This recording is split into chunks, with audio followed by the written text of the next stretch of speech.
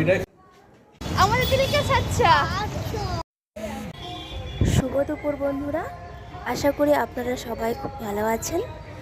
আমরাও খুব ভালো আছি। আমার দেওয়া কথা অনুযায়ী আপনাদের সাথে নিয়ে চলে এলাম পুজো মণ্ডপ ঘোরার জন্য। প্রথমে চলে এসেছিলাম আমার বাড়ির সামনে পুজো মণ্ডপটিতে। ওখানে পুজো দিয়ে তারপর বাকি মণ্ডপগুলো ঘুরে ঘুরে আপনাদের সব দেখাবো।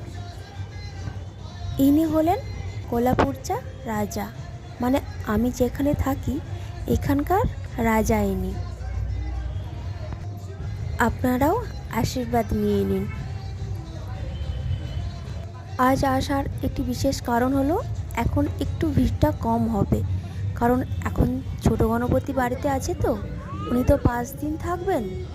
আর 5 দিনের পর মানে 6 দিনের পর থেকে প্রচণ্ড ভিড় হবে।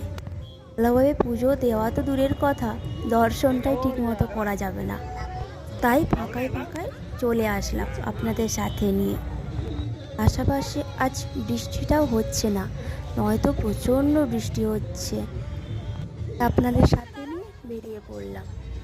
এই সামনে দেখছেন একটি করে লাল দড়ি দিচ্ছে কামনার আশায়। এবার বাইরে চলে আসলাম। প্রতি বছরই এই ব্যবস্থা করাই থাকে।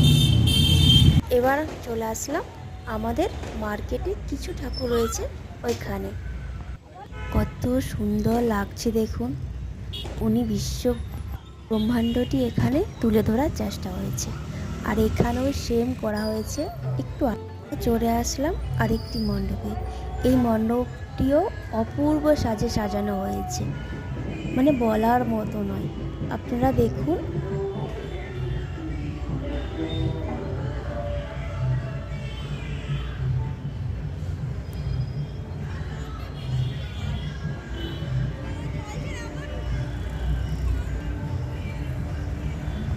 আশীর্বাদটা নিয়ে নিন।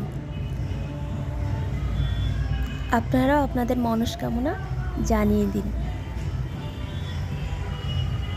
গণপতি বাবা সবার মনোকামনা পূরণ করেন। এবার চলে আসলাম মণ্ডপে। এনার উচ্চতা কত জানেন? প্রায় 2 তলা বাড়ির সমান। প্রথম আমি তো দেখে প্রায় অবাক হয়ে গেছিলাম। ইনি যখন বাইরে বেরোন না, তার টাই বন্ধ থাকে। 2 তলা মানে ভাবতে পারছেন।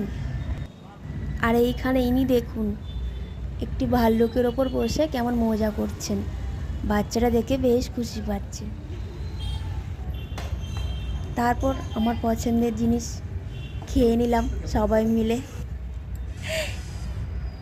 তারপর এনাকে দেখুন কটির দিয়েছেন মহারাজের ছোট ছোট।